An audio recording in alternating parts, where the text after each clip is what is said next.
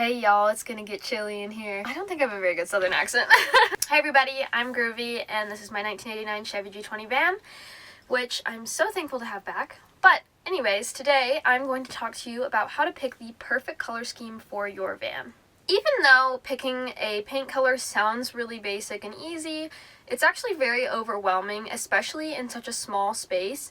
There's a lot of things you have to think about, and you want to make this space yours, so make sure that these are colors that you enjoy. This video is a part of my van interior decorating series, so please check out the rest of this playlist and like and subscribe.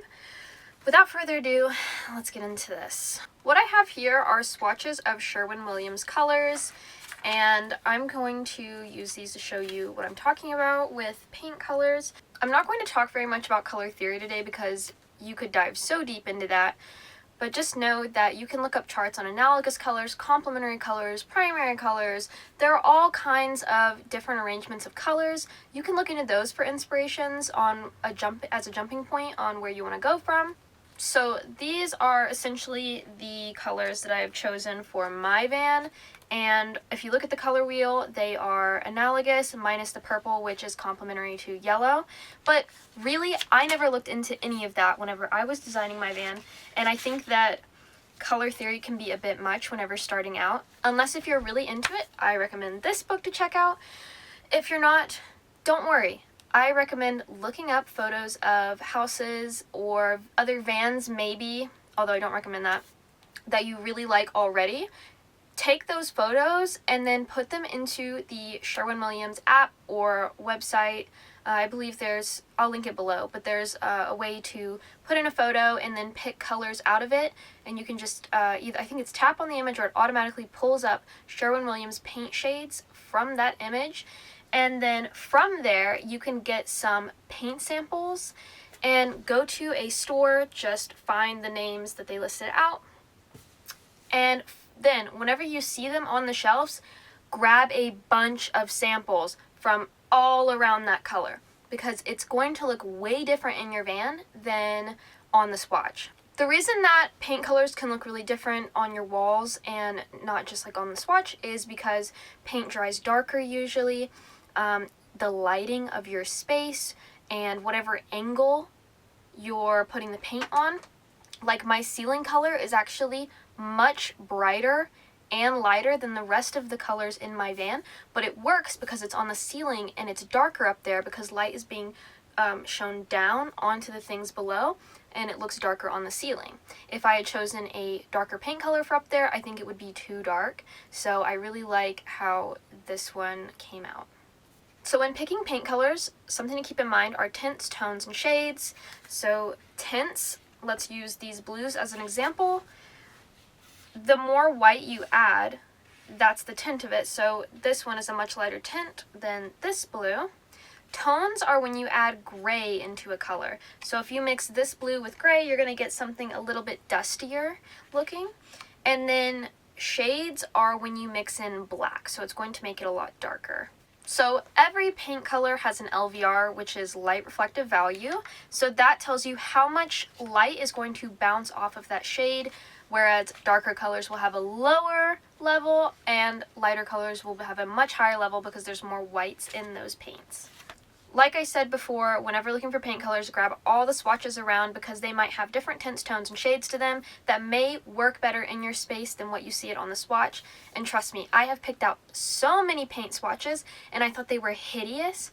I put them in my space and I'm amazed at how much better it looks than some of the shades that I liked more. You can always have the people who mix it add more white, so you could say 50% this shade and 50% white as the base, and then it will be lighter in the end. Let's just say that you really like this blue, but you don't quite like the one above it, and it's just a little bit lighter. You can tell them that you want 75% of this shade of blue and then the 25% of white, and it will lighten it up a little bit, and it may not come off as this tone because every paint color has a different level of pigments put in it. So even though these look really similar, this one could have more green, and when you lighten it, it might show up a little bit different than this one. So if you really are set on one color and you don't like some of the more similar ones, you could try that and get a paint sample of it.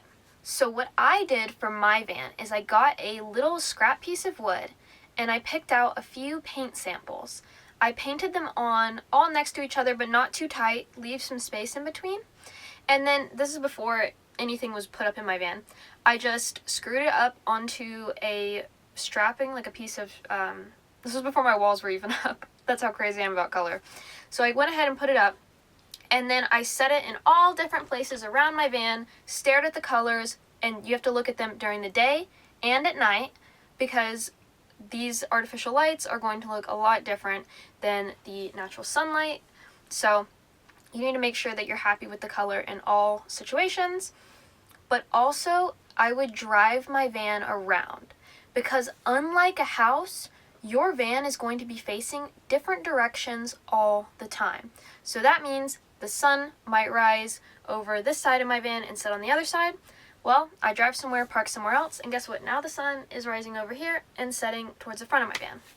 So these lights, like the way the sun is going to hit your paint color, is going to change the look of it a lot. You need to keep in mind how many windows you have in your van as well, because that's going to change how your paint color is perceived. My van is it has very dark colors. I get a lot of crap for that, but I love it, so I don't care. But I have quite a few windows that make up for that darkness, and they do add a lot of light to the space, so I think it worked out really well for me to have darker colors. But if you have a van that maybe has no windows at all, you could consider going a little bit lighter, because those colors are still going to show up darker since you have limited light, unless if you add a lot of artificial lighting, and then go for it, do whatever you want with your color scheme. Now that you've picked out your paint colors, you need to think about what sheen you want to get. And I love when people play with different sheens. I think a lot of people overlook this aspect and just go for a more flat or eggshell sheen. But I want you to think outside the box a little bit on that. In my van, I have used a lot of high gloss paint, which is my favorite. It's easier to clean, the most durable, but it does show imperfections a little bit more because of that reflective surface. You know, all of your light is going to bounce off of whatever bumps you have. My walls have a lot of bumps. We just cover that up with art, don't worry about it. Moving down from high gloss, you have semi-gloss, which is still pretty durable and not as in your face about being reflective and showing imperfections. It will be just a tad harder to clean, but really it's not that big of a deal. Moving down from there, you're going to have satin, which is pretty much the nice lovable medium, but I don't think it's that interesting. You have eggshell, which is just a step up from flat, which flat is absolutely no gloss, very matte, and harder to clean, but it will hide your imperfections a little bit more, and it won't be, like, you won't see probably brush strokes as much. Now I know that that's a lot of options from having to pick your paint colors to your sheen, but I want you to think about mixing and matching. So think about having really high gloss, let's say a really high gloss door, but then the trim around it is flat. I think that looks super cool. Maybe have your walls a satin, and it really lets that door shine while adding contrast and a lot of fun. You don't have to do this, obviously, but I really like it when spaces think about the sheen of their paint. Also, as a side note, make sure that if you have cabinets, you're using cabinet paint, because it will last a lot longer than if you use wall paint. And don't use paint samples as your wall paint. I know that sometimes, you know, maybe you don't need a lot of the color, but it's actually not using the proper formula, and it won't stick as well, and it actually won't show up as well, and you won't get the sheen that you want. Now that you've picked out your perfect color scheme, you need to think about what metals you want to match with it.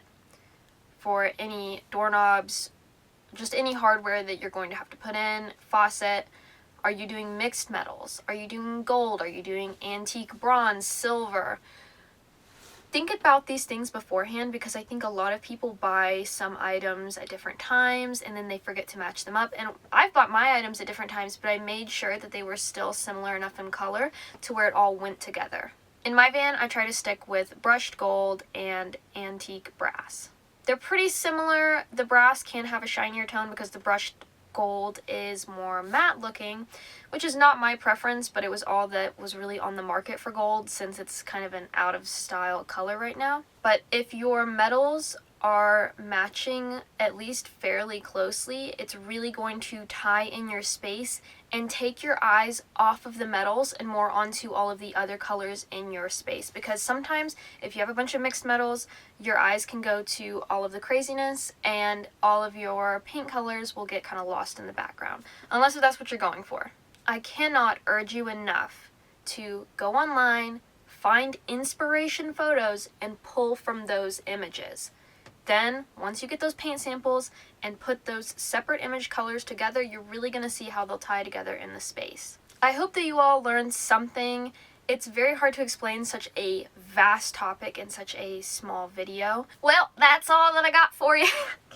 That's all that I have for you on this Wednesday's video. Next Wednesday, join me to find out 10 things that your van build does not need.